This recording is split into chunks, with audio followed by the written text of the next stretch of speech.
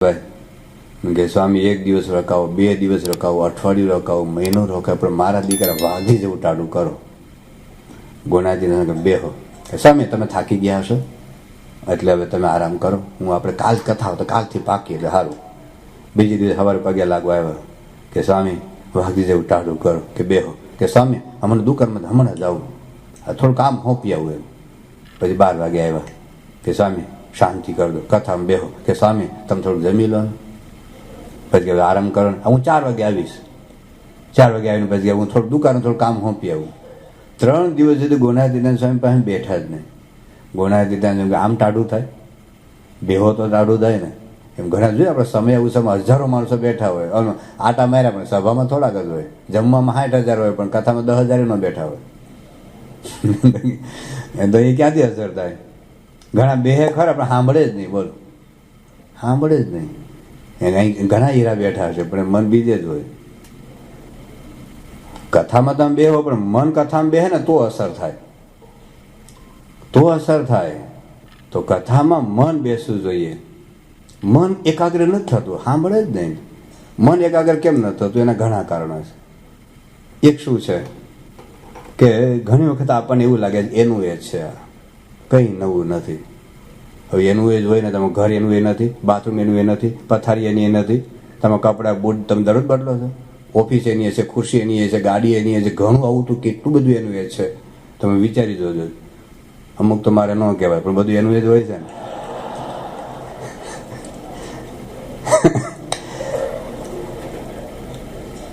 પણ તોય આપણે એનું જ આઈસ્ક્રીમ ખાઈએ, એને જ આપણે બધું સુખ આવે જ છે ને. તો ભજન કથા એની જ હોય પણ ભાત એના જ ખાઈએ છે ને. પણ ભલે એની જ હોય પણ એનાથી જ પોષણ મળવાનું છે ને. તો ઘણી વાર એનું એ છે. બીજા હું ઘણાને એવું લાગે ઘણા જાણ્યા કાકા હોય, હું બધું જાણું એમ, મને બધી ખબર હોય, હું બધું જાણું એને. એ જાણ્યા કાકા બેઠા હોય ને એટલે એ કથામાં જો આમ કેવું જોઈએ, આ નામ નહોતું, એકચ્યુઅલી પેલું નામ હતું, એ ટેલી જ ગયા આગળ કથાની. ઘણા કથામાં છે ને બે શું કામે કથા કરીને ભૂલ શોધવા જ બેહે. હવે એની કથા હું અસર કરે? તો જાણ્યા કાકા થઈને આવે. તો આ બે વિચારો એવા છે ને, એક તો એનું એ જ છે ને હું બધું જાણું. હવે ફઈભાઈની વાત આવે એટલે તમારું માઇન્ડ બ્લોક થઈ જવાનું કે તમને ખબર જ છે ને. અલ્યા ખાતેની વાત આવે એટલે આપણું માઇન્ડ બ્લોક થઈ જવાનું કે તો મને ખબર જ છે ને. જીવા ખાતેની વાત આવે તો આપણે લોક વાગી જાય તો મને ખબર જ છે ને. હું ખબર છે? ખબર છે એટલે શું? આપણે એ જીવા ખાતે ધામ નથી જતો, જાય અલ્યા ખાતે ધામમાં જાય, પ્રગટ જ હોય. ફૈબા પ્રગટ જ હોય. જો પ્રમુખ સ્વામીમાં શ્રીજીમાં પ્રગટ મારામાં કોક તો હોવા જોઈએ કે નહીં યાર. હું કમ છું, આટલા દિવસથી કથા ફાડફાડ કરું છું તો કોક તો મારામાં પ્રગટ રહેવું જોઈએ ને ભાઈ. હું કમ નથી ને. તો મારે અંતરદર્શી કરવી પડે કે મારામાં ફૈબા છે કે નહીં, અલ્યા કાજર છે કે નહીં. આ કથા વાર્તા અંતરદર્શી કરવા માટે, કોકના પેલા કરવા માટે. તો ઘણી વખત કથા વાર્તા છે ને કોકના પેલા ગાડી છે એટલે અસર નથી થતી. કોઈક આવી કંઈક વાત કરે ને કથામાં તો બધી વાત આવે કે જો આના પર વાત દેવો, આ વાત આના પર જાય, બારો બાર બીજા લગાડી દે, બારો બાર. પોતા પર લે જ નહીં. પોતા પર જ્યાં સુધી ન લે ત્યાં સુધી પોતાને અસર ન થાય. તો એકાગ્રતાથી કથા નથી મળ્યા તેનું કારણ આપણે આની જ કથા છે, હું બધું જાણું છું, આ કથા બીજા માટે થાય છે. અને ઘણી વખત કથાકાર જે વક્તા હોય ને એના પ્રત્યે પૂર્વગ્રહ હોય. કારણ કે કોઈ તમે પરા વિસ્તારમાં કોઈ કથા કરતા હોય તો એના કોઈ હરિભક્ત કાર્યકર્તા કોઈ કથા કરતા હોય એના પ્રત્યે પૂર્વગ્રહ હોય. કોઈ સંતો કથા કરતા હોય એના પ્રત્યે પૂર્વગ્રહ હોય. કારણ કે ક્યારેક સંતો ટોક્યા હોય કે બાપાને દર્શન કરવા આવવા ન દીધા હોય, બાપા કંઈ નવરા નથી હોતા, ઘણા કામ હોય, અને એ પ્રત્યે કંઈ પૂર્વગ્રહ થઈ ગયો ને પછી કથા વાર્તા સાંભળવા બેહો ને બોરિંગ. બસ આમ કથાને કોઈ મંગળાચરણ ત્યાંથી સાંભળી જાય ને કે મંગળાચરણ આ સ્વામીએ કર્યું ત્યાંથી બહાર જ નીકળી જાય, બારોબાર કે એની કથામાં મજા જ નહીં હોય. ખાલી બાપાનો પ્રસંગ જ આવશે તો આવવાનું શું આવવાનું, બીજું કંઈ આવવાનું છે? બાપાનો પ્રસંગ કહેવો કે ન કરો કેવા કોને, એ જ કહેવાની વાત છે ને. કે બસ આપણે ઘણી વખત એવું જ લાગે બસ આ કથા કરીને એમાં મજા નહીં આવે, ફલાણા કથા કરે મજા. અરે બાપા કહે છે ગમે તે કથા કરે. આજે નાનો બાળક તમે પ્રસાદ આપે તમે ન લો, એટલે તું 4 વર્ષનો અને હું 80 વર્ષનો, તારે હાથે પ્રસાદ લો કે નહીં? અરે ઉપવાસ હોય ને, પેલો ઉપવાસ હોય ને તોય તમે લો. તું નથી ખાતો મને આ ખવડાવે પ્રસાદ, તું નો ખાત સારું મને વધુ મળશે. એવું થાય છે કે નહીં? તો આજે બાપા પ્રગટ બ્રહ્મ સ્વરૂપ પ્રમુખ સાહેબ મહારાજ એક નાનો બાળક પ્રવચન કરે, સાંભળે છે, બોલો, ધ્યાનથી સાંભળે છે, એકાગ્રતાથી સાંભળે છે, એક નાનો બાળક. અને ક્યાં પ્રગટ બ્રહ્મ સ્વરૂપ પ્રમુખ સાહેબ મહારાજ. જો આ કથાની આ રીત આ છે. હવે હર્ષદભાઈ દવે કેટલા મહાજ્ઞાની કહેવાય. અરે શરૂઆતમાં બધા ડૉક્ટર સ્વામી, મહંત સ્વામી, ત્યાગોડી સ્વામી, કોઠારી સ્વામી, વિવેક સ્વામી કથા વાર્તા હર્ષદભાઈ દવે કરતા. સારંગપુરમાં હર્ષદભાઈ દવે આવે તો બાપા હોય, સંત સ્વામી હાજર હોય તો એ સંત સ્વામી હર્ષદભાઈ કે તમે કથા કરો. મને ખબર છે હાજર હતા, બાપાએ હાજર અને સંત સ્વામી હાજર. અને સંત સ્વામી કીધું હર્ષદભાઈ તમે કથા કરો, અને હર્ષદભાઈ કથા કરેલી. અમે બધું સંતો પાછો આટલા જ્ઞાની હર્ષદભાઈ, પણ નાનો પાર્ષદ સારંગપુરમાં કથા કરતો હોય ને એ હર્ષદભાઈ એકાગ્રતાથી સાંભળે. આપણે થોડું ઘણું જ્ઞાનનું ડૂંડું ઉગી ગયું હોય ને, થોડીક વચ્ચે કંઈક નજર પડી ગઈ હોય અને કંઈક આપણા જ્ઞાનમાં ગહન ઊંડા ઉતરી ગયા હોય તો આપણે સામાન્ય કથાનો કોઈ ભાર જ ન પડે. અરે કથાનો ભાર પડ્યા ન પડે તો સમજાય જ નથી. ગમે તેવા જ્ઞાની હોય તો કથામાં કંઈક, ગમે તે નાનો બાળક, યુવક, કિશોર કે ગમે તે નાના મોટા સંત કથા કરે, પાર્ષદ કે સાધક કથા કરે, એમાંથી કંઈક એકાદો શબ્દ આપણા જીવનને પરિવર્તન લાવનારો મળી જાય એમ છે. સમજાય તો કહેવાનું આ છે. આપણે સીડી કાકા કેટલા કથાકાર છે, કેટલા જ્ઞાની, પણ સંતો કથા કરતા નાનો સંત કેટલી એકાગ્રતાથી સાંભળે છે. તો કહેવાનું તાત્પર્ય એટલું છે કે ઘણી વખત આપણને એવું લાગે એના કરતાં મને કથા સારી આવડે, એટલે કથામાં આપણે બેહતા જ નથી. બે તો આપણે સાંભળતા જ નથી, ખાલી બાપાના આજ્ઞા છે કથામાં બેવું બસ. તો મન તો બીજે જ ભમતા હોય. તો એકાગ્રતાથી કથા સાંભળવાની છે. બીજું કથાની અસર કેમ ન થતી કે આપણે બહારનો કચરો લઈને આવીએ છીએ. યોગી બાબા પર ગંગાનું દ્રષ્ટાંત આપતા ને, બધાને ખબર છે ને ગંગાનું દ્રષ્ટાંત, અમે જાણીએ. યોગી બાબા ગંગાનું સુંદર દ્રષ્ટાંત આપતા કે ગીંગો હતો ને, ગીંગો અને એનો મિત્ર ભમરો ગેલા, તું આ ગટરમાં પડ્યું રહે છે, વિસ્ટામેન કરતા બગીચામાં કે ના મને મજા આવે છે. બધું યાર એક વખત તો આવો.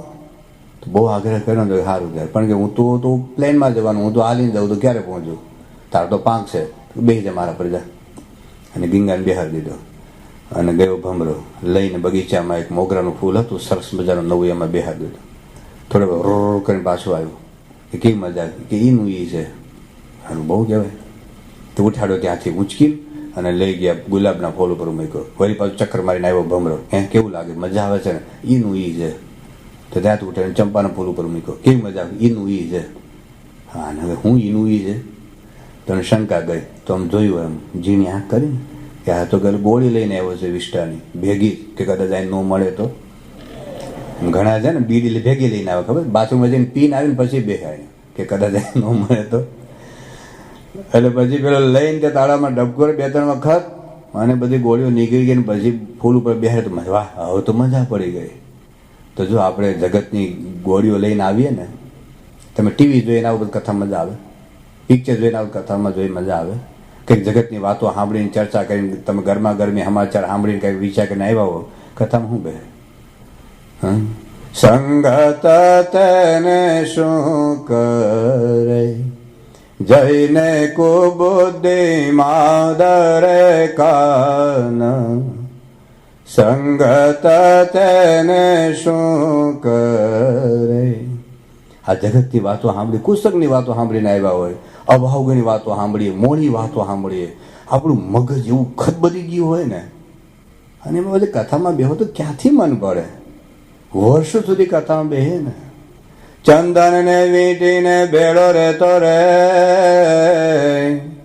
રાત દિવસ ભોયંગ, તોય કંઠેથી વિષણ ગયું રે, એને ન આવી શીતળતાયંગ, સંગત તેને શું કરે. અહીં તો આપણે ચંદન ઠાકોરજી લગાડતા નથી, ઠંડો દેશ છે. આપણા દેશમાં ઉનાળાની ઋતુમાં ઠાકોરજીને ચંદન લગાડે છે, શીતળ કહેવાય. આવા ચંદનના વૃક્ષને સાપ વીંટળાઈને રહે પણ મોઢું બહાર જ રાખે, એને કોઈ દિવસ શીતળતા અનુભવ ન થાય. એમ કથામાં બેહીએ પણ મન બહાર જ, કોઈ જોડા ન લઈ જાય સારું.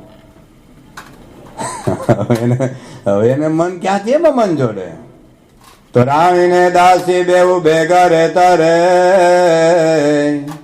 જમતા નિત કરી પ્રીત, તો એ શાણી સમજે નહીં રે, એને ન આવે રાજકુળની રીત, સંગત તેને શું કરે. રાજાની રાણી ને દાસી બે, દાસી રસોઈમાં રાણી ખાધા પછી એ ખાય ને એ જ બંગલામાં રહેતી હોય, પણ જે રાજકુળની રીતની ખબર જ ન પડે. વર્ષોથી કથા વાર્તા આપણી સામે સંપ્રદાયની રીત શું છે, પ્રણાલિકા શું છે, આપણી ગુરુનાથની પરંપરા શું છે, મોટા પુરુષનો અભિપ્રાય શું છે, એ સમજાય જ નહીં, એની કોઈ અસર ન થાય. મોટો ખરલ એક બાંધ્યો રે,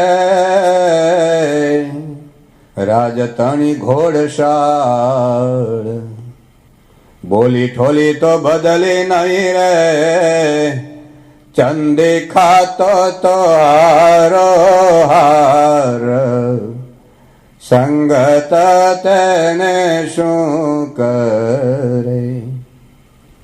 ખર એટલે ગધેડો. મોટો ખરલ એક બાંધ્યો રે,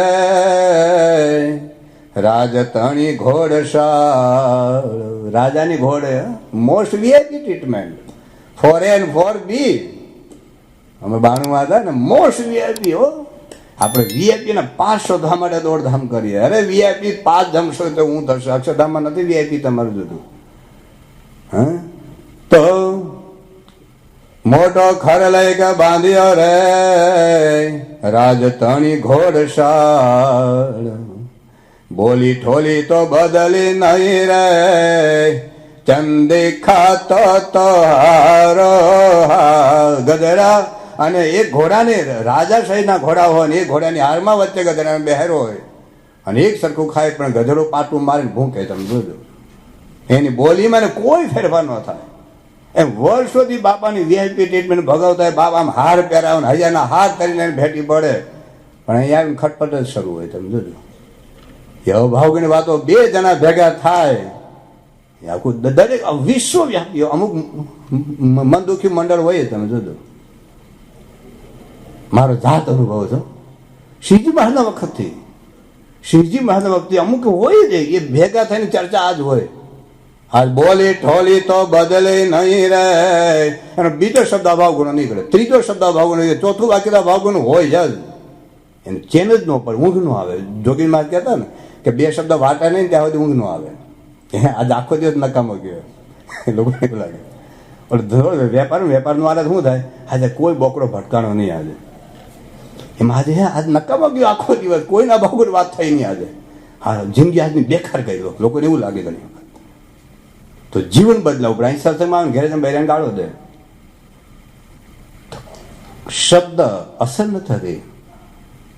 દાદોર રહેતો તળાવમાં રે, સદા કમળની સુપાસ, કલબલ કરતો કીચ મારે, એને ન આવે કમળની સુવાસ, સંગત તેને શું કરે.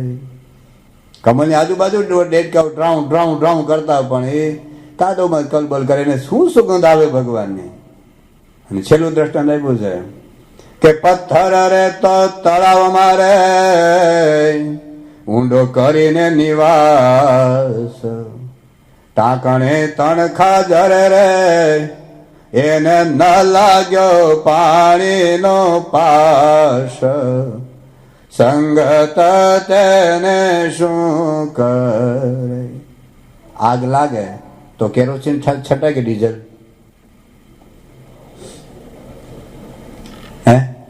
આગ કદાચ લાગે તો કેરોસીન છટાય કે ડીઝલ કે પેટ્રોલ? શું છટાય? પાણી. બરાબર. એટલે પાણીમાં તાકાત છે, અગ્નિને ઠારવાની તાકાત પાણીમાં છે. એવા પાણીમાં પથ્થરે છે. કદાચ કેરોસીનમાં પથ્થરે તો કદાચ ટાઢો ન થાય, કદાચ પેટ્રોલ અને ડીઝલમાં પથ્થરે તો કદાચ એનો અગ્નિ શાંત ન થાય, પણ જેનામાં અગ્નિને શાંત કરવાની તાકાત છે એવા પાણીમાં પથ્થર 100 વર્ષ સુધી રહે. પાણી પથ્થર રે તો પાણીમાં રે, ઊંડો કરીને નિવાસ, પ્રીતમ ટાંકણે તણખા જરે રે, એને ન લાગ્યો પાણીનો પાશ, સંગત તેને શું કર. આપણે તો આમ શબ્દ તણખા જયારે અરે જાને મોચા મોચા કહેવાય, એ મોચો છે. શબ્દ તમે જોજો. મેં દર્શન આપ્યું હતું ને કે એક ભાઈ મોલ બેઠા હતા ને દીકરાને લઈને, એ બધા યાદ છે ને. કોઈ પૂછ્યું કે દીકરો તમારો કે તારો તો તું લઈ જા. અમુક ને બતાવ્યા ન થાય, આમ હળી કરે ન થાય. બોલો મેં ફાટે છે ટાંકી તો ફાટે, ખાલી પૂછું છું ભાઈ સાહેબ આ દીકરો તમારો છે? તો એટલું કહેવાનું હા દીકરો મારો છે. આ તો એમ કહેવાય મારા ભાઈનો દીકરો છે. તો આવું બોલો શું તકલીફ હતી કે તારું તો તું લઈ જા. એટલે આવા હોય હીરાઓ બધા. પ્રીતમ ટાકણે તણખા જરે રે, એને ન લાગ્યો પાણીનો પાશ. નથી લાગતો. 20 વર્ષથી બાપાના દર્શન કરીએ છીએ, વોકિંગના, પૂજાના, નાચીએ કૂદીએ, બાપા હાર પહેરાવ્યા, વખાણ કર્યા, પણ ક્રોધ ઓછો થયો, લોભ ઓછો થયો, ઈર્ષા ઓછી થઈ, ખટપટ ઓછું થયું, થોડીક અભાવગણી વૃત્તિ થોડીક શાંત થઈ. ગમે તેવા પ્રસંગોને આપણે એડજસ્ટ થઈ શકીએ છીએ, થોડું અપમાન સહન થઈ શકે છે, થોડુંક આપણું સત્સંગમાં મન ધરું આપણે મૂકી શકીએ છીએ. અસર ન થતી કેમ? એક છે ને એક દાદા હતા ને, ઘેર ગયા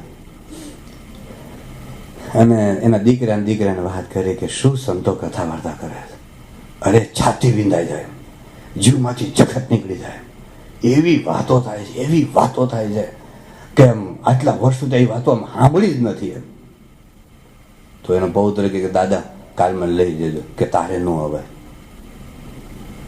કે કેમ તારે ન હવે? કે તારું હૃદય કોમળ હોય એમ.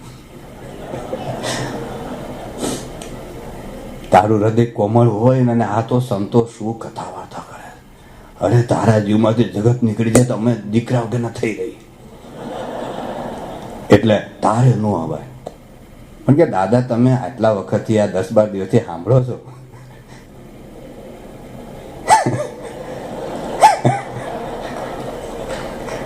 અહીંની વાત નથી, આ તો હું બીજી વાત કરું છું.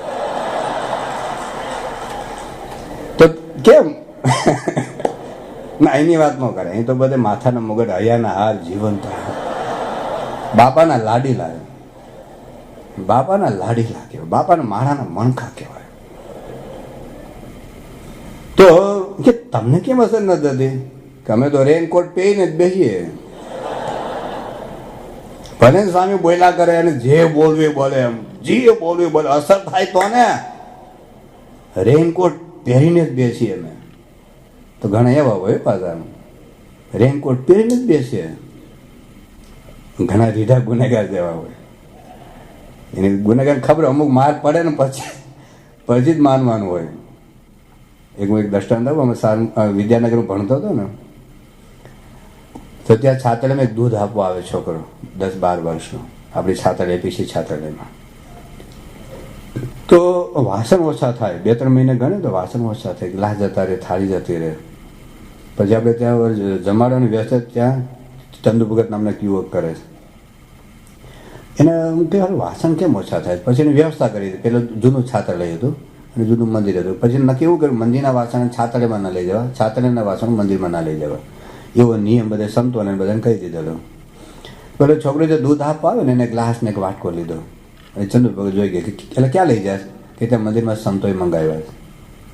હવે ચંદુ ભગતને ખબર હતી કે ભાઈ સંતો તો ના જ મંગાવે, એટલે એને પકડ્યો કે બોલ તું ક્યાં લઈ જાય? કે ના, કે બસ આ સંતો મંગાવ્યો. તો સંતોને બોલાવ્યો, એટલે મગજ કરે મહેનત મંગાવ્યો.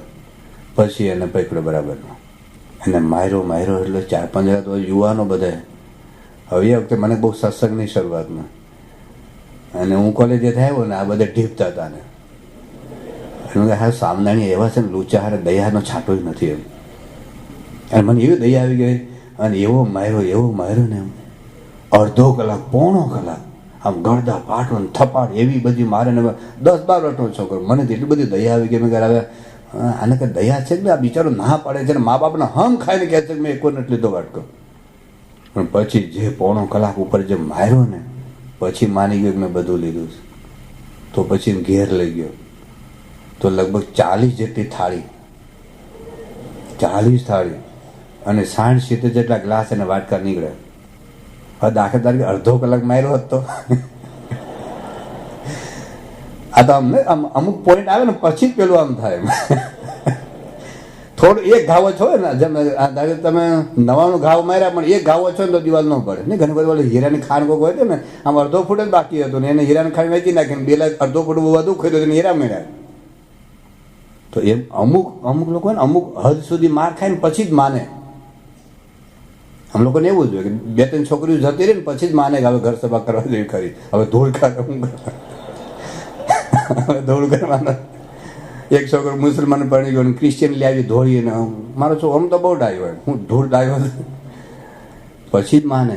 અને ખબર છે કે ઇન્ડિયાથી સંતો આવ્યા છે આટલી વાતો કરવાના, ઘર સભા કરવાના એ તો વર્ષોથી સાંભળીએ છીએ, રવિ સભાનો ટાઈમે આવવાનું એ તો સાંભળીએ છીએ, તિલક ચાલુ છે પૂજા પાઠ કરવાનું એ તો સાંભળીએ છીએ, ડુંગળી રસમ નહીં ખાવાના એ તો સાંભળીએ છીએ, ટીવી નહીં જોવાનું એ તો સાંભળીએ છીએ, દીકરા લગ્નમાં કોકને નહીં નચાવવાનું સાંભળીએ છીએ. હું નવું છે કાન રીઢા થઈ ગયા સાંભળી.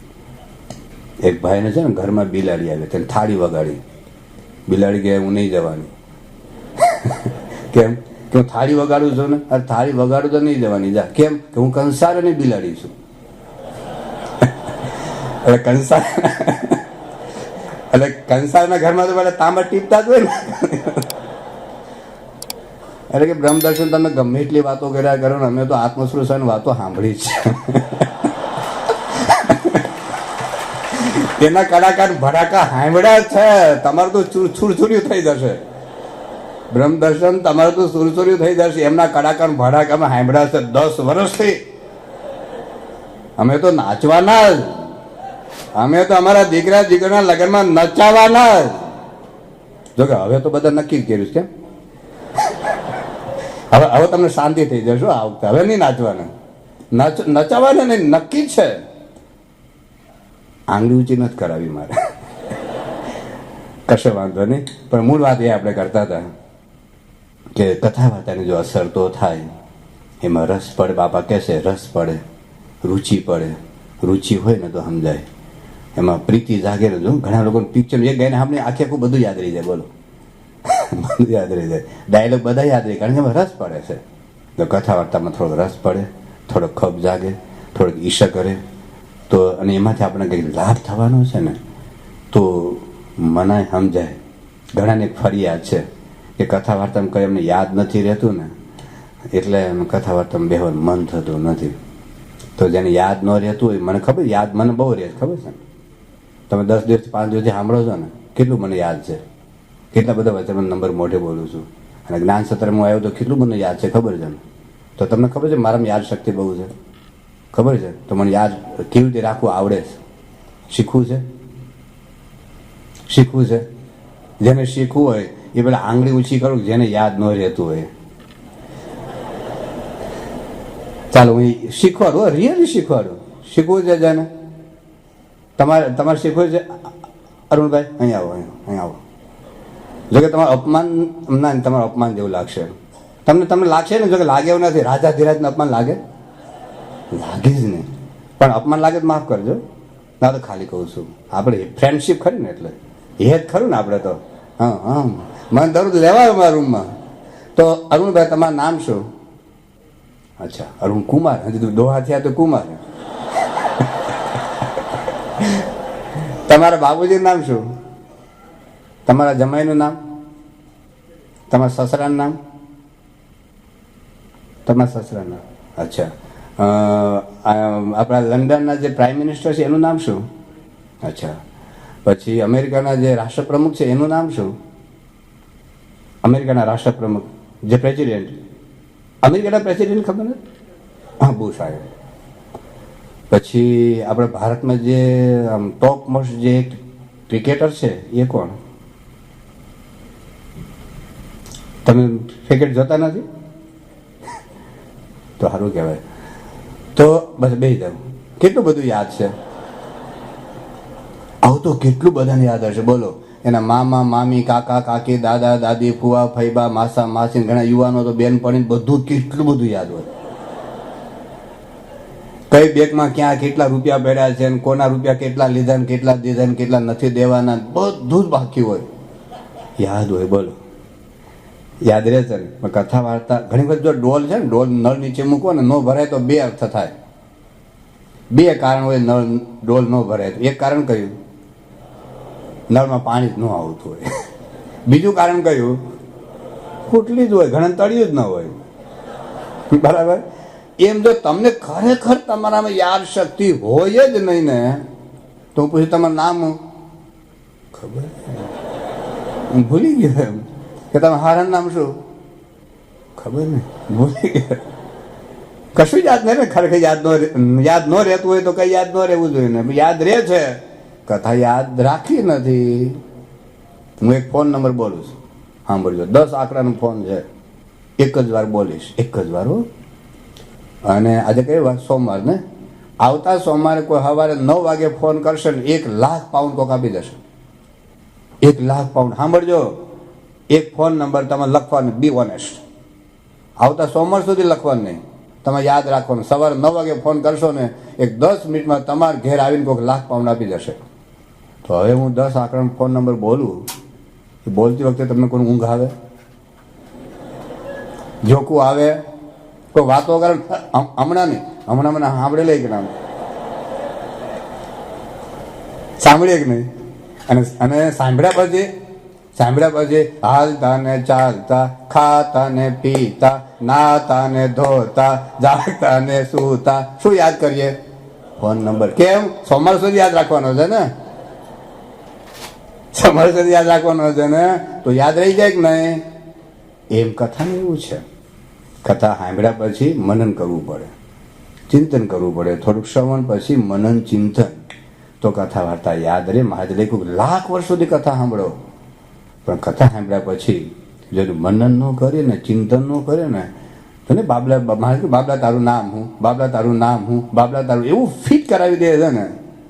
એમ કથા વાર્તા થોડુંક મનન, એકાદું વાક્યનું મનન કરો. બધું 2 કલાકની કથા ન યાદ રહે, પણ 2-3 વાક્યો યાદ થાય. કે ગોષ્ઠી કરો ઘરના હારે, ગાડીમાં જતા આવતા, કોકની હારે અહીંથી બહાર નીકળતા. થોડુંક દર રવિ સભામાં એક જ વાક્ય યાદ રાખો, એક જ વાક્ય, કંઈક એનું મનન ચિંતન કરો, તો કંઈક એની અસર થશે.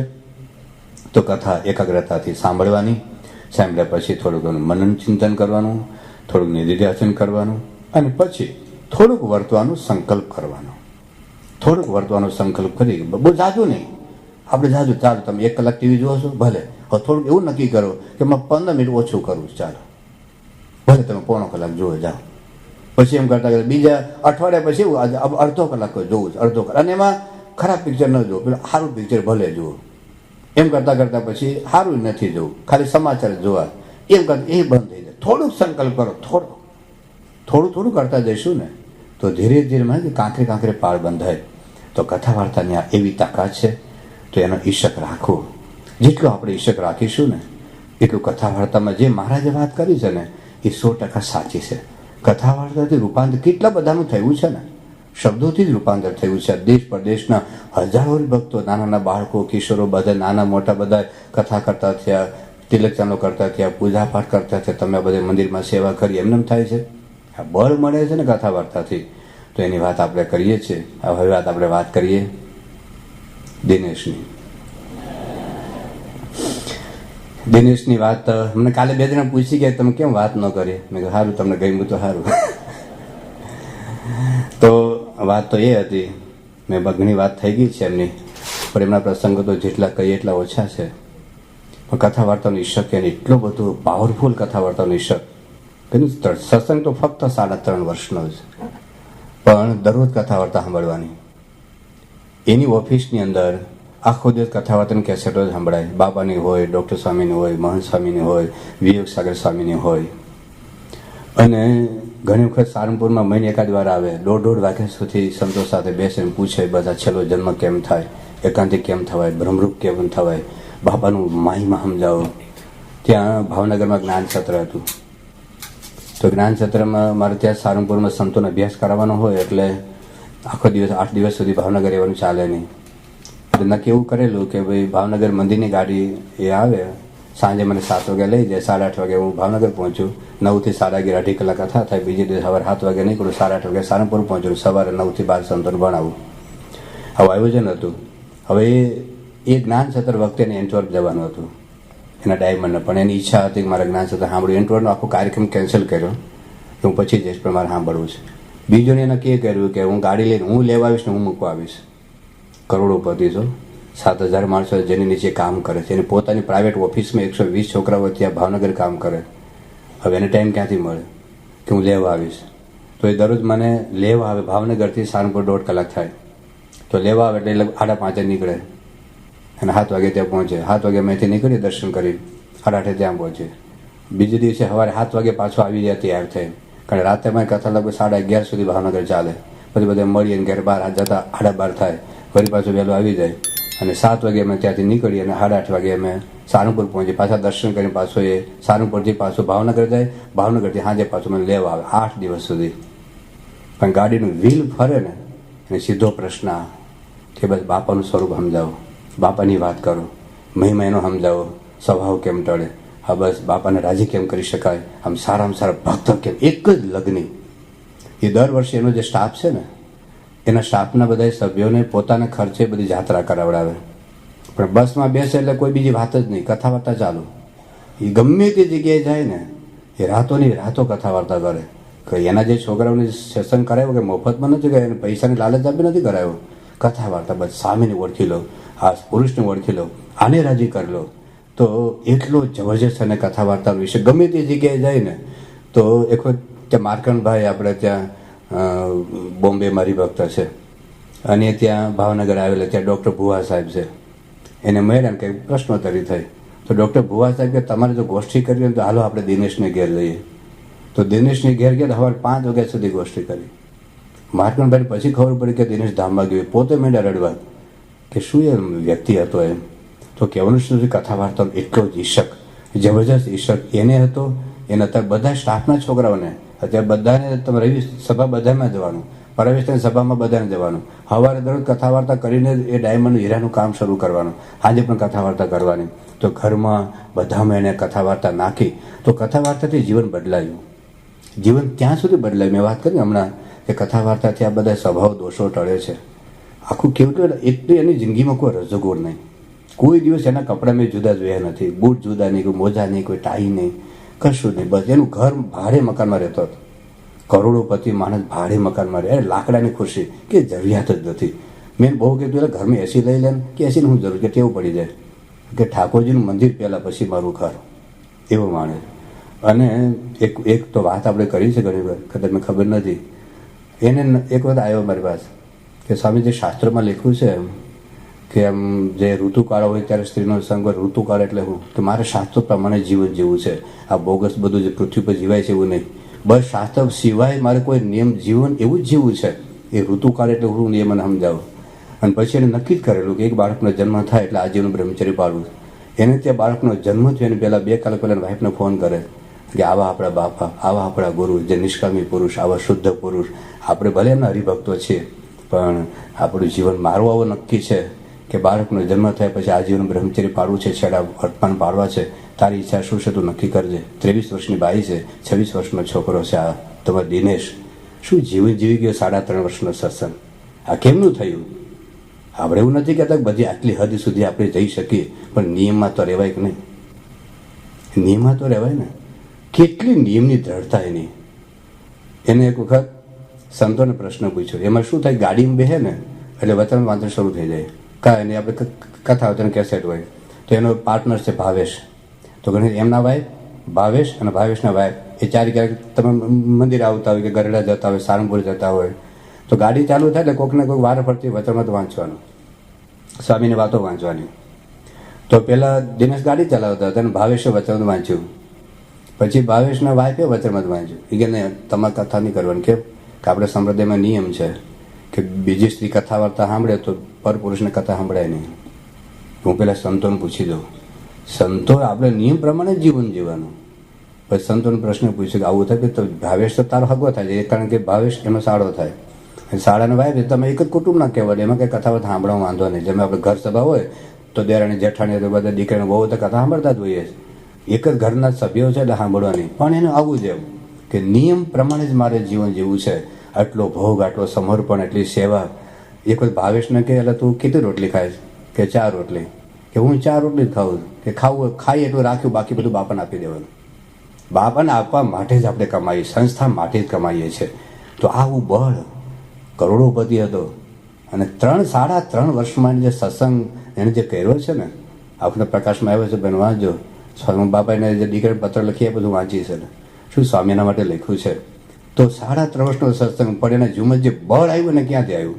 કથા વાર્તાથી. કથા વાર્તાનો એટલો જ ઈશક અને સેવાનો પણ એટલો જ ઈશક, એની પણ વાત આપણે કરીશું. તો આપણા જીવનમાં પણ આપણે એક શ્રદ્ધા જાગે. નહીં તો આપણે શું લાગે આ કાંઈ થાય એવું નથી. આ અણવિશ્વાસ રહે છે ને, એટલે આટલા વર્ષો તેમ કથા સાંભળીએ છીએ પણ ક્યાં સ્વભાવ સુધર્યા, આવા નવા રહ્યા. પણ આ જોઈએ છે, આ ઘોર કળિયુગમાં પણ આ જનક રાજા જેવું, ભરતભાઈ જેવું, ગોવર્ધનભાઈ જેવું જીવન જીવી શકાય છે ને. હજારો લોકોનો પ્રેમ એની સંપાદન પ્રાપ્ત કરી શકાય છે. તો આપણે પણ કરી શકાય. અને છો તમારામાંથી છે એવા ગણા. આ કોઈ આકાશના ભડાકાની વાત નથી. આ શેષ ચલીની કોઈ કલ્પનાઓ નથી. આ જીવી શકાય એવું છે. આ કથા વાર્તાની તાકાત છે, કથા વાર્તાના બળ છે. તો કથા વાર્તાનો આગ્રહ આપણે રાખો. હવે શ્રવણમ પછી ભક્તિ આવે છે કીર્તનમ. કીર્તનમ એટલે ભગવાનના ગુણગાન ગાવા, ભગવાનના સંતના ગુણગાન કેવા સાંભળવા. પછી આપણે જે કીર્તનો ગાતા હોઈએ, ભજનો ગાતા હોઈએ, કીર્તનો સાંભળવા, ભજનો સાંભળવા. આપણી ગાડીમાં કીર્તનો સિવાય બીજી કેસેટ હોવી જ ના જોઈએ. આપણા સંતોના ભજનો સાંભળો ને. આ તો ભાતના ચિત્ર વિચિત્ર બધા ગાયનો સાંભળીએ. ઘરમાં ઘણી બધા જઈને ઘરમાં પધરામીએ, એ આટલી થપી હોય, આટલી થપી. કંઈ કચરો નાખવાની જરૂરિયાત નથી. ભલે પિક્ચરના ગાયનો હું હવે દારૂ પીતા હોય, માંસ ખાતા હોય, બેબીજા કરતા હોય, એવાના હું ગાણા સાંભળવાના. પણ આપણે શોખ હોય છે ઘણી વખત. આપણું સાંભળો ને તો ભગવાનના કીર્તનો સાંભળો. સંતોના કેટલા સરસ મજાના ભક્તિભાવથી આપણે કેટલી બધી કેસેટ સીડી સાંભળ્યા કરો ને. આપણા ઘરમાં સવારના પોરમાં એ પ્રભાતિયા મૂકો તો ઘરને મંદિર બનાવવાની વાત ચાલે છે ને. આ તો અત્યારના ઘર થિયેટર થઈ ગયા. હવાના પોરમાં ટીવી ઓન, હવાના પોરમાં બીજું ઓન. તો એના કરતાં ભજનો સાંભળો, કીર્તનો સાંભળો. આખું ઘર આપણું ભક્તિમય બની જાય. તો એ આપણે બનાવવાનું છે.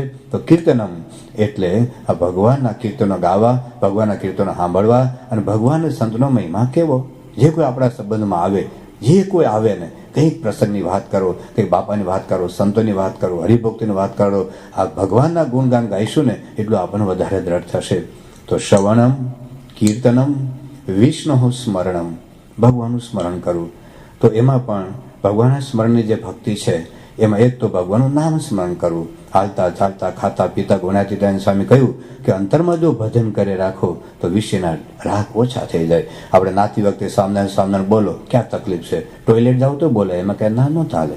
ગમે તે જગ્યાએ જાઓ, તમે ગાડીમાં બેસતા હો, આવતા હો, જતા તમે ધારો કે ગાડી ત્યાં પાર્ક કરીને આવતા હો તો મનમાં સામનાને બોલ્યા કરવાનું. તો અંતરમાં જો સામનાનું ભજન થાય તો વિષયના રાગ ઓછા થઈ જાય.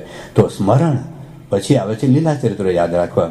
બાપાએ કેટલા બધા લાભ આપ્યો છે. કેટલી વાર વોકિંગમાં, કેટલી વાર પૂજામાં, સમયામાં, ઉત્સવમાં, મંદિરની પ્રતિષ્ઠામાં, સુવર્ણતોલા. ચાલો સુવર્ણતોલામાં જેટલા હાજર હોય એટલે આંગળી ઊંચી કરો છે. સુવર્ણતોલામાં જેટલા હાજર હોય એટલા બધા હાજર હતા ને. દરરોજ ઓછામાં ઓછું એક વાર યાદ કરનાર કેટલા? દરરોજ ઓછામાં ઓછું એક વાર યાદ કરનાર કેટલા? એ નથી યાદ કરતા. એમાં ક્યાં તકલીફ છે? એમાં ક્યાં મુશ્કેલી છે? ઘણા અક્ષરધામ ઉદઘાટન વખતે આવશે પણ એ પછી યાદ કરવા માટે છે ને. ઘણા ફૂલના ઉત્સવમાં આવો છો ને, આ બાપાએ અનુકૂળ પણ કર્યો છે. કેટલો લાભ બાપાએ 4 મહિને રોકાયા છે. કેટલી જગ્યાએ ખાતમું જ કર્યા છે. બધા એ તમે યાદ કરો ને. અરે આ છે આપણું ખજાનો છે, આપણી મૂડી છે, આપણી મિલકત છે. તમે ભક્ત ચિંતામણી વાંચજો. તમે પરમહંસો ભેગા થઈને આ જ ગોષ્ઠી કરે કે મહારાજ આમ લટકું કર્યું હતું, મહારાજે આમ રંગ છાંટ્યો હતો, મહારાજ આ રીતે પીરસતા હતા. એ જ આપણા મનમાં આ પ્રગટના ચરિત્રો ગાવાના છે, પ્રગટના ચરિત્રો સાંભળવાના છે. તો એમાં આપણું મન આપણું શાંત થઈ જશે.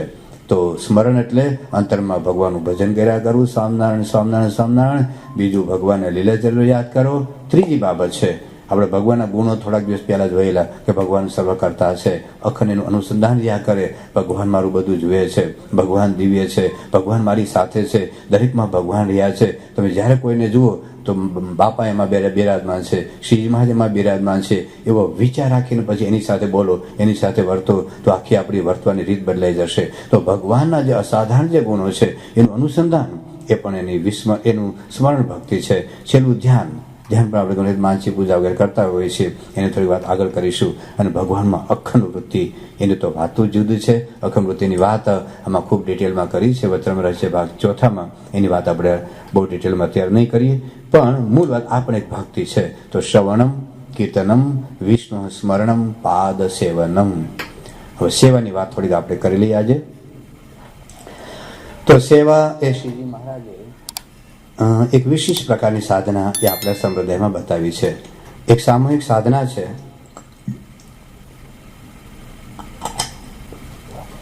તો ઘણી વખત સાધના એકાંતમાં થાય, હિમાલયમાં સાધના થાય, ગિરનારની ગુફામાં સાધના થાય, અથવા તો જંગલમાં સાધના થાય. પણ શ્રીજી મહારાજે સાધના રીત જ આખી જુદી બતાવી. મહારાજ કે અમને આત્મસત્તા રૂપે વર્તતા હતા. આત્મસત્તા રૂપે મધ્યનું 65 વાંચજો, પણ એમાં અમને બહુ મજા ન આવી, કારણ કે એમાં ભગવાન ભક્તોની સેવા ન થાય. મહારાજે અંત્યનું 13, અંત્ય 21 એવું લખ્યું કે અમને તો જંગલમાં રહેવું ગમતું, પણ છતાંય અમે આ પ્રવૃત્તિ ઊભી કરી. મહારાજે આખી હજારો લાખો હરિભક્તોના ભીડામાં રહીએ છીએ, આખી પ્રવૃત્તિ ઊભી કરી મહારાજે. તો પ્રવૃત્તિ માર્ગ છે, કારણ પ્રવૃત્તિ માર્ગમાં શું થાય છે કે આપણા સ્વભાવો બહાર આવે. પહેલા તો શું એકાંતમાં ધ્યાન કરતા હોય, એકલા ધ્યાન કરતા હોય તો અહમમતો થાય નહીં, રાગ દ્વેષ થાય નહીં, કોની યારે ઝઘડવાનું થાય, તો સ્વભાવ દબાયેલા રહે. ઘણી વખત આપણને શું લાગે ખબર કે સંપ્રદાયમાં ખટપટ બહુ આ હોય, થવાય જવું, કારણ તો સ્વભાવ બહાર આવે. પ્રવૃત્તિમાં હોય એ કે 8 વાગે સભા કરવી, બીજો કે 9 વાગે કરવું છે, એમાં બાટમ વાત આવે. એમાં આવે કે તું મારું માનતો નથી, પેલું કે તું મારું માનતો નથી. પણ એમાં પછી ખબર પડે કે ભાઈ આમાં આપણો અહંકાર ભાગ ભજવે છે, અહમમતો ભાગ ભજવે, થવાનું જ. આ પ્રવૃત્તિમાં બધું બાપા કહેતો અકીકના પથ્થરો, એમાં બધા હાલે ને તો બધા ખસાઈ જાય. પણ આ એક બહુ વિશિષ્ટ પ્રકારની સાધના એ મહારાજે બતાવી છે. ઘણી બધામાં બોલવાનું થાય, કોઈકને કહેવાનું થાય, કોઈકને ખોટું લાગે, કે આપણને પણ ખોટું લાગે. પ્રથમ 31માં વચનમાં મહારાજે પ્રશ્ન પૂછ્યો કે સેવા પ્રવૃત્તિ કરીએ તો કોઈકને કહેવાનું થાય, એમાં કોઈકને ખોટું લાગે. અને એ કરતાં જો સેવા ન કરતો કે બોલવાનું જ નહીં, ભજન કર્યા કરે તો સારો લાગે, સાધુતાવાળો લાગે. તો મહારાજ કે બેમાં હું કરું. મહારાજ મુક્તાંશન બ્રહ્માંશન બોલાવડાયો અને ઉત્તરા પડાવ્યો. પછી મહારાજ કહ્યું ભલે સેવા કરે, કેવું તો પડે ને. એક મંદિરમાં કંઈક તમે બગડતું હોય, આગો પાછો થતું હોય તો કેવું તો પડે. ઠાકોરજીનું બગડે છે ને તો કેવું પડે, કોઈકને ખોટું લાગે, પછી પાછું માફી પણ માગી લેવાય. પણ કહેવાનું તાત્પર્ય એટલું છે કે આ પ્રવૃત્તિ વર્તાના 17મા વચનમાં તો ગજબનો પ્રશ્ન પૂછ્યો. એક આમ આત્મનિષ્ઠા વર્તે છો, જંગલના કોઈ એ મૃગની જવલ મસ્ત, અને બીજો સેવામાં પડ્યો, તો સેવામાં અહમમતો થવાના, કામ ક્રોધાલિક સ્વભાવ આવવાના, અને એમાં અભાવ ગુણ બધું થવાનું. તો પછી સેવા કરવી કે ન કરવી. તો મારે કહ્યું કે જે નિવૃત્તિ છે એ નિવૃત્તિ કરતાં પ્રવૃત્તિવાળો શ્રેષ્ઠ છે. અને પ્રવૃત્તિ ભગવાનના ભક્ત માટે પ્રવૃત્તિ, આ જગતની પ્રવૃત્તિ જેવી નથી, આ ભગવાનની પ્રવૃત્તિ છે. અને પ્રવૃત્તિ એ જ નિવૃત્તિ છે, પ્રવૃત્તિ એ જ નિવૃત્તિ છે, અને એ જ ભક્તિ છે. એ વિશે બાપાએ થોડીક આગ્રહપૂર્વક વાત સારંગપુરમાં બીજી કરી છે, વાત કરીશ આગળ. પણ અત્યારે આપણે જોઈ લઈએ કે શ્રીજી મહારાજે આ સેવા એ ભક્તિ કેમ ઉપાડી. એકચ્યુઅલી આપણી સાધના જ હતી, હિન્દુ સંસ્કૃતિની સાધના જ હતી. તમે જો સત્યકામ જાબલી ગુરુ પાસે ગયો કે મને જ્ઞાન આપો, સામે નથી બેસાડ્યું, વેદ ઉપનિષદ વાતો ન કરી, જા ગાયો ચારવા જા, ગાયો ચરાવી છે. અરે કૃષ્ણ ભગવાન પોતે ભગવાન હતા તો એ તમે સાંદીપની આશ્રમની અંદર એ પણ લાકડા કાપવા જતા. રામ ભગવાન પણ ગુરુના આશ્રમમાં સેવા જ કરતા. તો સેવા અત્યારે તો શું છે કે બસ આપણો દીકરો દીકરી કોમ્પ્યુટર જ ભણે, રોટલી વણતા ન આવડે, બસ કોમ્પ્યુટર આવડે તમારી દીકરીને, પણ પહેલાં રોટલી શીખવવાની છે ને, તો એ શીખવાનું છે. અત્યારે બધા અમે ભણેલા, તમે નોકરી ઉપર, અમે તો ખાલી વ્હાઇટ કોલર સર્વિસ કરીએ, અમે તો ટેબલ ખુરશી ઉપર જ. પણ ઘરમાં કપડાં ધોતા આવડવું પડે, ઘર હંજવાળી વાળતા આવડવું પડે, કઢી બનાવતા આવડવું પડે, બધું આવડવું પડે, દીકરાને આવડવું પડે બધું જ. હા, એ આશ્રમ આપણે એ હતું કે પહેલાં જાત મહેનત કરતા શીખે. આ તો કપડું ધોતું ન આવડે, સીધું નાખે પહેલાં મશીનમાં રૂ કરીને બહાર. કપડું ધોતા આવડે? કપડું ધોતા નહીં આવડતું, એટલે બધું શીખવું પડે બધું. તો ટૂંકમાં આ સેવા આપણી જે હિન્દુ સંસ્કૃતિની પરંપરા જ હતી કે સેવામાં તમે લસોટ આવી ને એમાં જે કંઈક એમાં આકાર બનાવે, એમાં જ પેલા જે ખૂણા હોય ને ખૂણા ઘસાઈ જાય. તો એ સેવા પ્રવૃત્તિ નહીં તો શું થાય, જેમ ગટર હોય ને ગટરનું ઢાંકણું ઢાંકી દો, માથે અત્તર નાખી દો તો આમ પરફ્યુમ જેવું સુગંધ જેવું જ આવે. પણ ઢાંકણું ખોલે તો એમ ઘણી એકાદમાં ધ્યાન કરતા હોય ને તો આમ આપણા સ્વભાવ ઉપર ઢાંકણા દબાઈ ગયેલું છે. બાકી ક્યારેક આમ ચમકારો થાય ને આમ સીધો પાર આવે, તો એવું છે આ બધું. પણ આ પ્રવૃત્તિ થાય ને એ પ્રવૃત્તિમાં આ સ્વભાવનું નિદાન થાય. કે આપણામાં ક્રોધ છે, આપણામાં લોભ છે, આપણામાં ઈર્ષા છે, આપણામાં અહંકાર છે, અને નિદાન થાય તો સારું. નિદાન થાય તો સારું. તમારા ઘરમાં સાપ દેખાય તો સારું નહીં? ચાલો, તમારા ઘરમાં સાપ દેખાય તો સારું કે નહીં? સાપ દેખાય ને સારું કહેતા હોય એવા આંગળી ઊંચી કરો છો. વાહ, તમે સમજો છો મારી કથાને? તમે કેમ સારું? કારણ દેખાય તો પકડીને બહાર નાખ્યા હોય ને આપણે જાગતા રહેવાય. સાપ ઘરમાં તો છે તો ખરો જ, પણ દેખાય તો એક તો જાગતા રહેવાય, રાતે હેઠું ન હોવું જોઈએ, નાના બાળકોને હેઠા ઉભું રહીને બહાર ફરવાનું જતું રહેવાય. બરાબર ને? સાવધાન રહેવાય, ચેતતા રહેવાય. અને આપણે બીતા હોય તો કોકને બોલાવી, હાલ ને મારા ઘરમાં સાપ ઘૂસી ગયો છે, પકડીને બહાર નાખી આવ્યો ને. તો એમ આપણામાં સ્વભાવ તો છે જ, એમ આપણો વાંક થોડો છે. મેં 2 દિવસ પહેલાં વાત કરી, જેમ આપણે ચા બનાવીને ખાંડ તમે નાખો છો, એમ આપણામાં સ્વભાવ થોડો નાખ્યા છે જ અનધિકારથી. છે, એનાથી ગભરાશો નહીં. છે જ મારા, એમાં શરમાવાની જરૂરિયાત નથી. મને ચશ્મા આવ્યા, હવે હું શરમાવું તો એનો અર્થ હું આવ્યા ચશ્મા, હવે મારે દાઢી ધોળી થઈ ગઈ, હવે શરમાવતી હું કરું? મારે કાળી કરવી? ઘણી મારી જીભ પકડાય, તમને ખબર છે ને? જીભ પકડાવે એમાં શરમાવાનું શું છે? મારો વાંક થોડો છે. ભગવાને મારે એવી જીભ બને એમાં હું શું કરું? એટલે શરમાવાનું કઈ જરૂરિયાત નથી. છે પણ ટાળવા છે. એ ટાળાશે ક્યારે? નિદાન થશે તો. નિદાન ક્યારે થશે? આ સ્વભાવ, આ સેવાની પ્રવૃત્તિમાં. તો સેવાની પ્રવૃત્તિની અંદર આપણે ક્યાં ઊભા છીએ એમાં અહમ મમત્વ થાય, અને એ વખતે આપણા અંદર જેવા છીએ બહાર આવશે. એટલા માટે મહારાજે આ સાધના એકાંતિક ન બતાવ્યું. નહીં તો મહારાજે જંગલમાં સંતો ન રાખ્યા હોત, હિમાલય ન મોકલી દીધા હોત, ગિરનાર ગુફામાં ન મોકલી. અરે જંગલમાંથી ત્યાંથી લાવ્યા સમાજમાં. અને મંદિરોની પ્રવૃત્તિ, સમાજની પ્રવૃત્તિ, સદાવ્રત, આ બધું વાવ તળાવ ખોદાવ્યા, બધું બ્રહ્મ ભોજન કરાવ્યું, યજ્ઞો કરાવડાવ્યા. આ પ્રવૃત્તિમાં નાયખા બધાને. તો કહેવાનું શું? એટલા માટે મહારાજની આ વિશિષ્ટ પ્રકારની આ સાધના છે. તો એ સાધનાની અંદર મુખ્ય વાત, સેવાથી લાભ શું છે?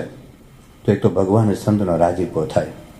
મહારાજે મધ્યના 28માં વચનામૃતમાં આ વાત કરી કે મન કર્મ વચને ભગવાનની સેવા કરવી એ રાજીપાનો ઉપાય છે. જેને રાજી કરવા હોય ને એના સેવા કરવી. તો સેવાથી મહારાજ, અમે તો નક્કી કર્યું છે કે જન્મો જન્મ અમારે ભગવાન સંતની સેવા જ કરવી છે, અને તમારે પણ નક્કી કરવું. એવી વાત મહારાજે મધ્યના 28માં વચનામૃતમાં વાત કરી છે. બીજું શું છે કે સેવાથી પાપ બળે છે.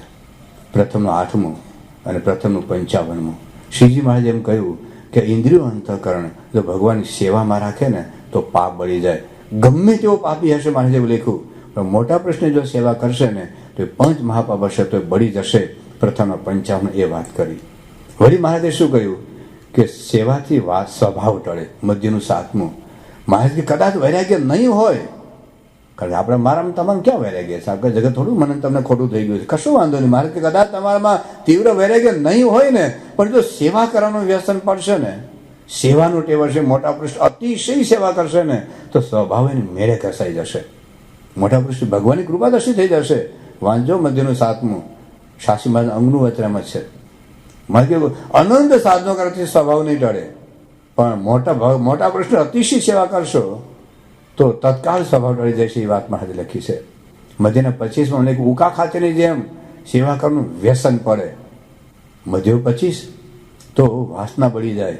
એ વાત મહારાજ લખી છે મધ્યનું 25મું. સેવાથી છે ને જીવને બળ મળે. દેહને તો બળવાન થાય, આપણે કસરત કરીએ, આસન કરીએ અને ભાત બધું ખાઈએ પીએ, પણ દેહ કરતા જીવને બળવાન કરવાનો છે ને. કારણ આંખને પાછી વાળવા માટે જીવ બળવાન થવું પડશે ને, કાનને પાછું વાળવા માટે જીવને બળવાન થવું પડશે ને, જીભને કંટ્રોલ કરવા માટે જીવને બળ પમાડવું પડશે ને, મનમાં જગતના સંકલ્પ વિકલ્પ ન થાય, મનને રોકવા માટે, મનને સ્થિર કરવા માટે જીવ બળવાન થવું પડશે. મધ્યના 12માં મેં લખ્યું છે કે જ્યારે જીવ નબળો થઈ જાય છે ને તો ઇન્દ્રિયો અંતઃકરણ જીવ ઉપર શાસન કરે છે, પણ જો જીવ બળવાન થાય તો ઇન્દ્રિયો અંતઃકરણ ઉપર એ જીવ એ શાસન કરી શકે. પણ ક્યારે થાય? તો મારે લખ્યું છે મધ્યના 63માં વચનામૃતમાં કે સંતની જો સેવા કરે તો એનાથી જીવ બળને પામે છે. પછી મહારાજે વાત કરી કે આ સેવાથી મોક્ષ થાય છે. સેવાથી મોક્ષનો માર્ગ જ આ છે. અને કેટલી મહારાજે પાવરફુલ વાત કરી છે. મધ્ય 28માં છેલ્લો પકડો વાંચજો.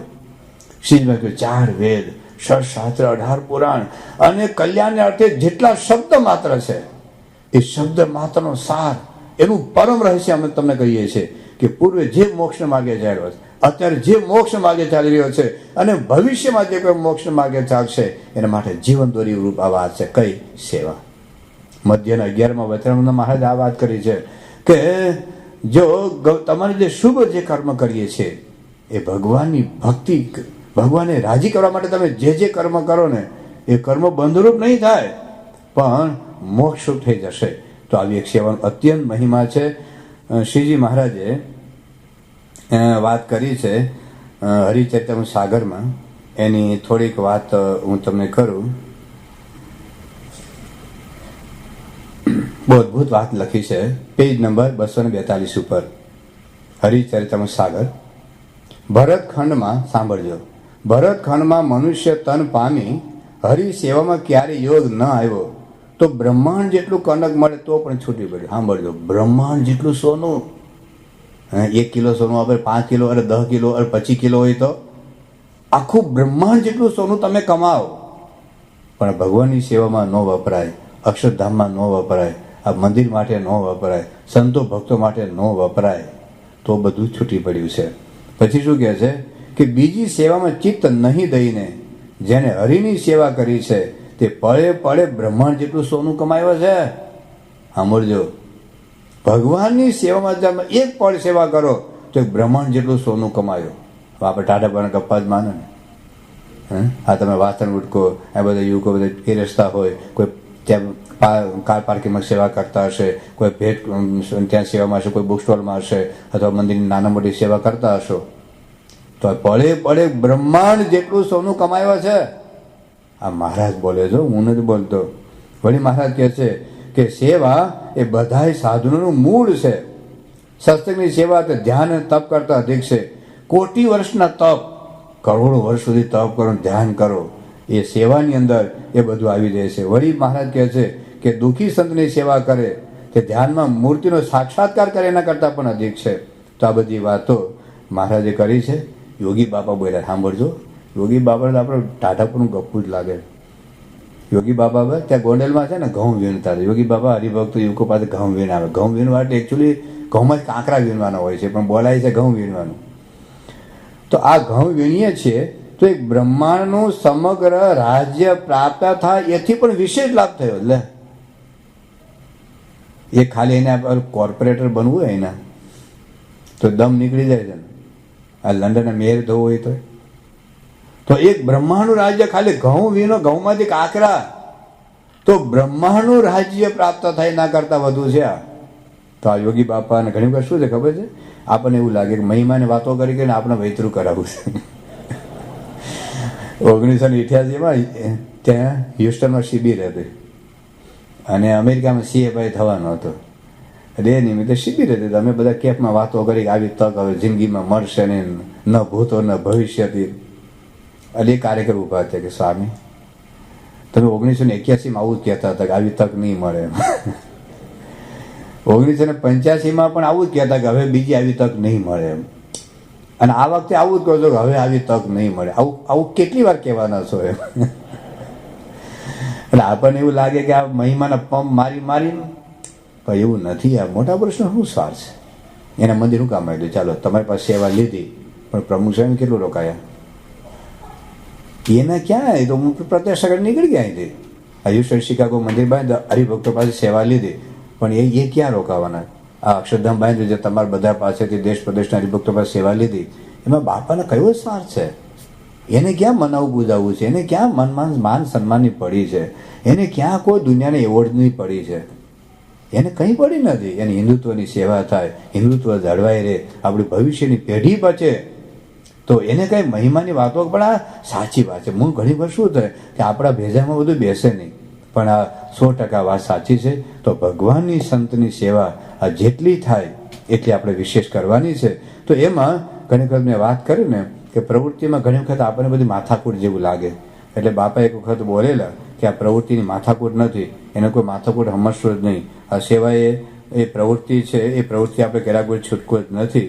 એ વખત બાપા બધી બોલેલા, સારંગપુર બોલેલા અને ત્યાં બોલેલા ગોંડલ એની હું થોડી વાત સાંભળું છું. અમારે ત્યાં ઘણી બધી આવી વાતો થતી હતી કે પ્રવૃત્તિ કરવાની જરૂરિયાત નથી, પણ બાપા બોલેલા કે પ્રવૃત્તિ તો કરવી જ પડશે.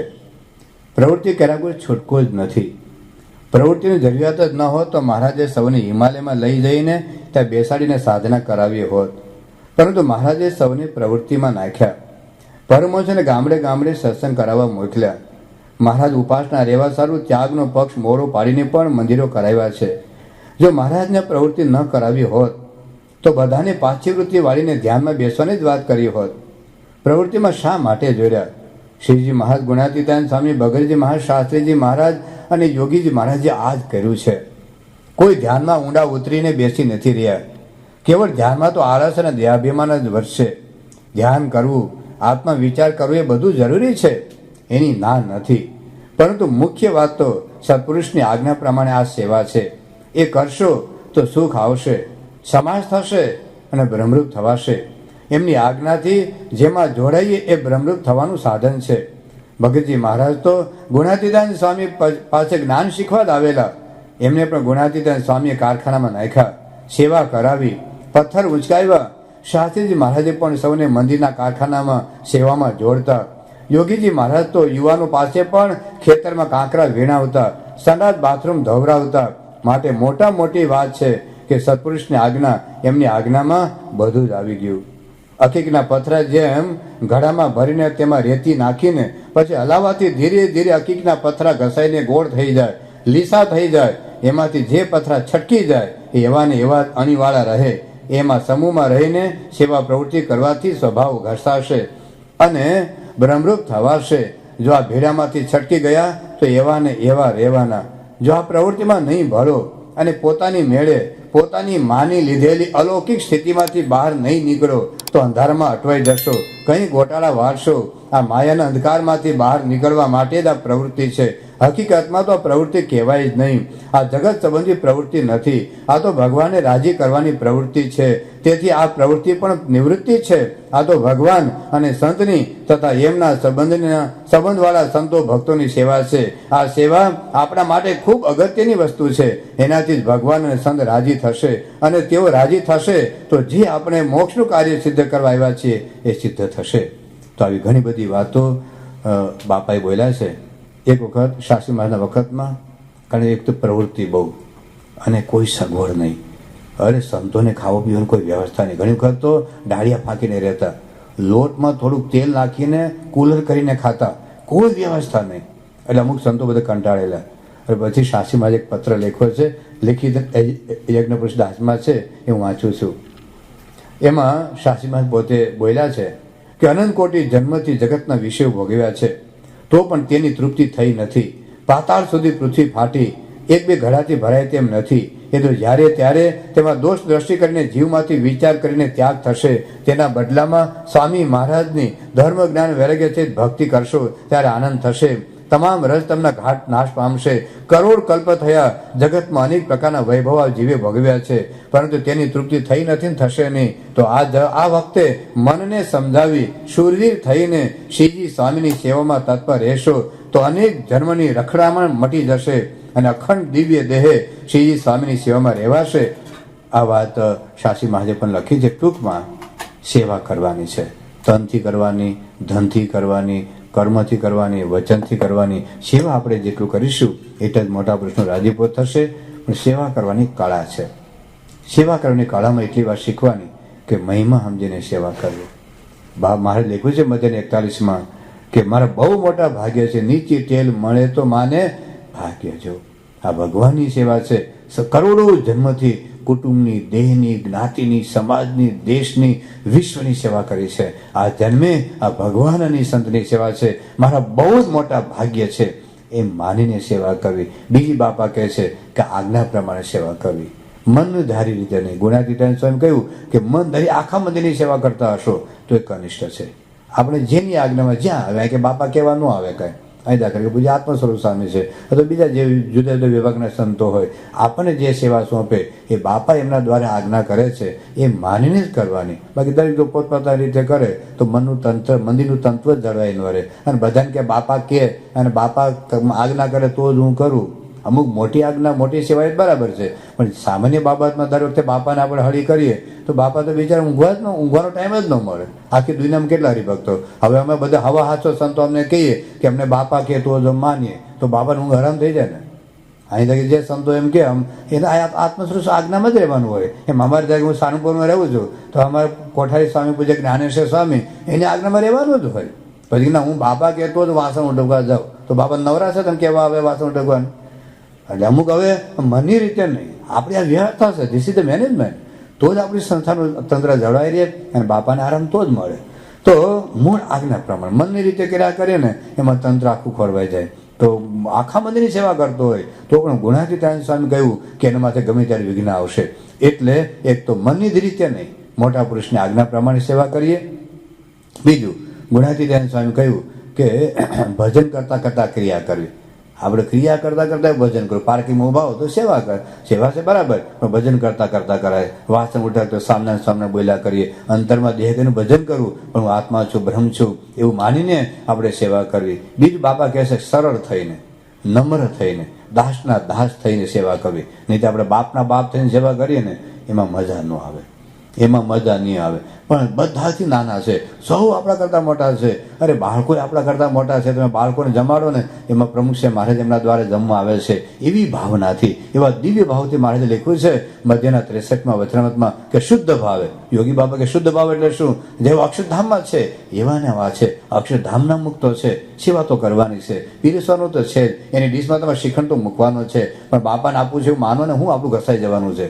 પણ હવે દિવ્ય ભાવથી જો સેવા કરીશું, મહિમા સમજીને સેવા કરીશું. બીજી બાપા એક રાવત કરે છે કે સંપ રાખીને સેવા કરવી, સંપ રાખીને, એકતા તોડીને નહીં. સંપના ભોગે આપણે કશું જ નથી કરવું, બસ સંપ રાખીને, એકતા રાખીને, એકબીજાનું બાપા સહન કરીને કહે છે, એકબીજાનું સહન કરો, એકબીજાને અનુકૂળ થાવ, એકબીજાને નમ્ર થાવ, એકબીજાને નમી જાઓ. અને બીજી એક બાપા કહે છે કે માથે બરફની પાટ રાખીને સેવા કરવી. કારણ ઘણી વખત કોઈ બોલી જવાના, કહી જવાના, જે પાર્કિંગ વાળા તો બધા બહારના લોકો આવતા હોય એટલે આપણું માથું તપી જાય. અને આપણે તપાવા હાવ એવો દાંડ જ હોય, એમ એ માને જ ન હોય, પણ એ વખતે આપણી ટાંકી તપી જાય. પણ સ્વામી કે આપણે માથે બરફની પાટ રાખીને બોલનાર તો બોલી જાય. સ્વામી કે ટીટ ફોર ટેટ નહીં થવાનું, એ સાધના બહારની છે. અહીં ટીટ ફોર ટેટ નહીં, અહીં તો કોઈ બે શબ્દો બોલી જાય, કોઈ કહી જાય, આપણે દાસ ભાવે સહન કરી લેવું. આપણા ગુરુએ સહન કર્યું છે, ભગતજીમાં, શાસ્ત્રીમાં, યોગી બાપાએ બધા સહન કર્યું છે. તો આપણે પણ સહન કરીને જો સેવા કરીએ ને તો ભગવાન એ રાજી થાય. બીજું, આ સેવામાં ખટપટ નહીં પહેવા દેવાની, અભાવો નહીં પહેવા દેવાનો. આમાં કોઈનો વાદ નહીં, આમાં કોઈનું અવગુણ નહીં. કદાચ કોઈ ન કરે તો કંઈ વાંધો નહીં. તમે ઘણા ચશ્મા નથી પહેરતા, હું તમારો વાદ લઉં છું કે આ ચશ્મા મારે એકલા ચશ્મા પહેરવાના, ઘણા નથી પહેરતા, નહીં પહેરતા, નહીં જરૂર હોય, મારે જરૂર છે તો મારે લેવું. કોઈનો વાદ નહીં, કોઈનું અવગુણ નહીં. અને જેમ બને એમ આપણા સ્વભાવની પ્રવૃત્તિ ઓછી થાય તો એ સેવાને લેખે લાગે. છેલ્લે એક દ્રષ્ટાંત આપીને હું પૂરું કરું કે સેવામાં જો આ વાત સમજાશે ને તો કોઈનો વાદ પણ નહીં આવે અને કોઈનું અવગુણ પણ નહીં આવે. છેલ્લું દ્રષ્ટાંત વાપરું. દાખલા તરીકે જાહેરાત કરવામાં આવે કે આવતીકાલે અહીંયા ઘઉં વીણવાના છે. અહીં હોય છે ઘઉં વીણવાના કે તૈયાર જ આવે, કઈ વાંધો નહીં, આપણે વીણવા છે કે સેવા મને બાપા બોલે ને યોગી બાબા કે 10 મણ ઘઉં વીણવાના છે. 10 મણ ઘઉં વીણવાના નથી, 10 મણ ઘઉંમાં કાંકરા પડેલા છે, 10 કિલો, 10 કિલો કાંકરા ભેળ થઈ ગયા છે, ભેળ છે, એ કાંકરા વીણવાના છે. અને આવતીકાલે રાત્રે 2 વાગે અહીંયા દરવાજો ખુલશે. રાત્રે 2 વાગે આવવાનું, 2 વાગ્યા પહેલા નહીં આવવાનું. અને એમાં 2 શરત છે, એક તો 3 શરત, એક તો રાત્રે 2 વાગે આવવાનું, બીજું કે 10 કિલોમીટર ચાલીને આવવાનું. તમે બાજુમાં રહેતા હોય તો ગાડી લઈને ત્યાં જવાનું, પછી 10 કિલોમીટર ત્યાંથી ચાલતા આવવાનું. ત્રીજી શરત કે નિર્જળા ઉપવાસ કરીને આવવાનું. ભાનુભાઈ, દસ કાકા નિર્જળા ઉપવાસ કરીને, ભટેસા સાહેબ, હા, નિર્જળા ઉપવાસ કરીને 3 શરત. રાત્રે 2 વાગે આવવાનું, 2 વાગે બાણું ખુલશે, 5 મિનિટ બાણું ખુલશે, પછી બાણું બંધ થઈ જશે. સાંભળજો, બધી શરતો સાંભળજો. 5 મિનિટ બાણું ખુલશે, પછી 5 મિનિટ બંધ થઈ જશે. બીજી શરત 10 કિલોમીટર ચાલીને આવો. તમે બાજુમાં, ભલે બાજુમાં રહેતા દૂર જા, 10 કિલોમીટર ચાલીને આવો. ત્રીજું, નિર્જળા ઉપવાસ કરીને આવવાનું. અને 25 હરિભક્તોની જરૂર છે. 10 મણ ઘઉંમાંથી કાંકરા વીણવાના છે. તો કેટલા આવે? કેટલા આવે? કેટલા બાના નીકળે? મારે હું તો આવું હતું પણ મારા હાડા લગ્ન હતા ને એટલે મારે જવું પડ્યું. બાકી હું મને સેવાનો મહિમા બહુ, પણ મને હું નીકળું ને મારા પેટમાં દુખવા માંડ્યું. એટલે અને બીજું શું, ઓમ તો મને વાંધો નહોતો, પણ એસિડિટી થાય એટલે મારાથી નિર્જળા ઉપવાસ ન થાય. ઓમ તો ભાઈ વાંધો પણ શું, પગ બહુ દુખે ને એટલે હલાય નહીં. ગાડીમાં આવું કીધું તો આવી જાય, કેટલા બાના નીકળે. પણ એવું કહેવામાં આવે કે 10 મણ ઘઉંમાં છે 10 કિલો કાંકરા છે ને હીરા છે, અને એક એક હીરો 10-10 લાખ રૂપિયાના છે. ત્યાં સુધી તમને વાંધો નથી, પણ એવું કહેવામાં આવે જે હીરા જેટલા વીણે એટલા એના. જે હીરા જેટલા વીણે એટલા એના. 10 કિલો હીરા, આટલા નાના હીરા, એક હીરો 10 લાખ રૂપિયાનો. અને જે હીરા જેટલા વીણે એટલા એના. તો કેટલા આવે? કેટલા આવે? સાચું બોલે. અને એમાં જો ગરવી ગુજરાતમાં જાહેરાત થાય, ટીવી ચેનલમાં જાહેરાત થાય, તો કેટલા આવે? કેટલા આવે? હે? અને એમાં શું થાય, ઘણા તો ઘેર જ ન જાય હો, ત્યાં આજે 10 કિલોમીટર લાઈન લાગી જાય, લાઈન. અને પાછા 25ની જરૂર છે ને, 25ની જ. એટલે એમાં દાખલા તરીકે એવું થાય કે રાજા ધીરાજ અને અરુણ કુમાર એકલા આવી જાય, એકલા હો, અને બીજા કોઈ ન આવે, તો કોઈનો અવગુણ આવે? ભાનુભાઈ નથી આવતા, ઠાકોરભાઈ નથી આવતા, આઈપી પટેલ નથી આવતા, એપી નથી આવતા, વીએચ નથી આવતા, ભટ્ટેસા નથી આવતા, ટ્રસ્ટીઓ છે, સેવા કરવા આવે છે, મારે એકલા નથી કરવાની. પેલા નથી આવેલા, ઇન્ડિયન આવ્યા છે યુકો, કેટલો પગાર ખાય છે, એ નથી આવતા, આ ભાડા નથી આવતા, ઢીગડા નથી આવતા. કોઈનો અવગુણ આવે? અવગુણ આવે? કોઈનો વાદ લેવાય? કે કોઈ નથી આવતું, હું એકલો શું કામ કરું, હું ઘેર જઈને ના હોઈ જાઉં? કોઈનો વાદ લેવાય? કોઈનો અવગુણ આવે? પણ પ્રાર્થના થાય હો, હે મહારાજ, હે દયાળુ, હે કૃપાળુ, હે ભક્તવત્સલ, કરુણાનિધિ, કરુણાસાગર, નીલકંઠ મહારાજ, હું 25 અભિષેક કરી, અરે હું અભિષેક. અને હે અક્ષરદેરી, હું હે મહારાજ, હું 5000 પ્રદક્ષિણા પર. એટલું નહીં, તમારા શિકાગોના નીલકંઠ, કેન્દ્રના નીલકંઠ, અને ભરૂચના નીલકંઠ, અને તિથલના નીલકંઠ, બધી જગ્યાએ હું ઓહો અભિષેક કરી. પણ 5 મિનિટ કોઈ ન આવે તો હારું. કોઈને એક્સિડન્ટ કરાવી દો, કોઈને ઓલું એલા વગાડ્યું હોય ને એ ભાગે જ એવું કરી દો, ઉઠે નહીં, આવે જ નહીં અહીંયા.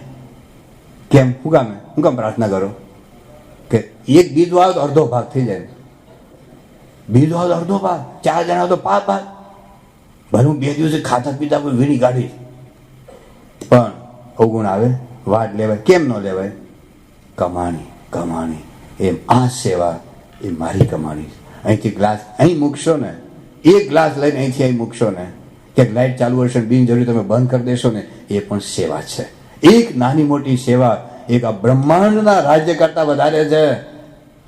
એ આ યોગી મહારાજ કહે છે, આવું જો મહિમા સમજાશે તો કદાચ કોઈ સેવા નહીં કરે, એનું અવગુણ પણ નહીં આવે, કોઈનો વાત પણ લઈ લેવાય.